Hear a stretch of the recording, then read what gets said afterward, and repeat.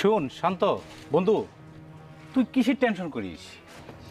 আমার আলিশান বাড়ি আছে, তোর থাকার কোনো কোনো প্রবলেম নাই, বুঝছিস? চল। আমি ওটাই চিন্তা করতেছি, থাকার জন্য তো কম চেষ্টা করলাম না, কিন্তু কোনো ব্যবস্থা হলো না। এখন তোর বাড়িতে আমার থাকতে দিবি, আবার কোনো সমস্যা হবে না তো? আরে বন্ধু, তুই আসছিস তো আমার সৌভাগ্য, আমার কাছে অনেক আনন্দ লাগতেছে। আচ্ছা ঠিক আছে, তোর কী বলে আমি ধন্যবাদ দিব, আমি ভাষা খুঁজে পাইতেছি না। আচ্ছা তাহলে চল তোর বাড়ির দিকে যাই। চল।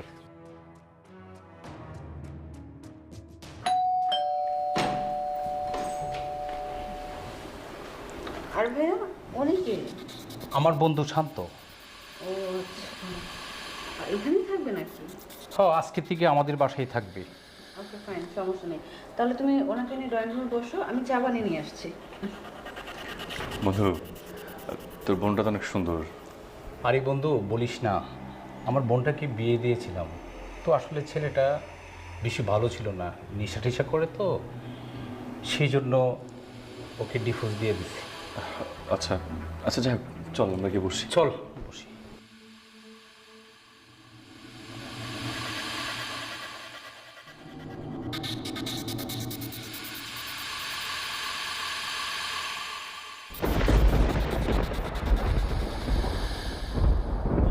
আপনি কিছু লাগবে আপনার? না আসলে আমি মনে হয় ভুল করে ঢুকে গেছি। আচ্ছা আমি চলে যেতেছি। হ্যাঁ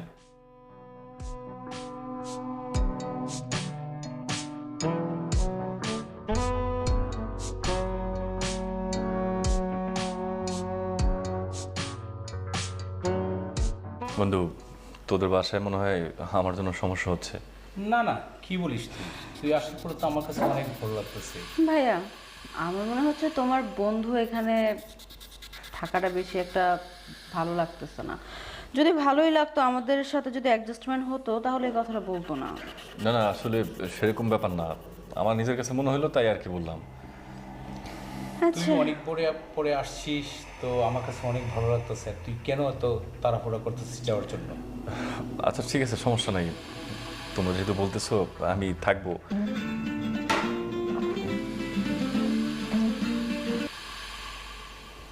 হ্যাঁ সোহাগ, ও আচ্ছা আচ্ছা আচ্ছা, ঠিক আছে আমি আসতেছি। শান্ত, তুই গল্প কর, হ্যাঁ আমি একটু ব্যবসায়িক কাজে যাচ্ছি। আচ্ছা ঠিক আছে, যাও তাহলে। তারপরে বলেন আপনার কি অবস্থা, মানে যেটা শুনলাম এসব নিয়ে মনে হয় আপনার সবসময় মন খারাপ থাকে, তাই না?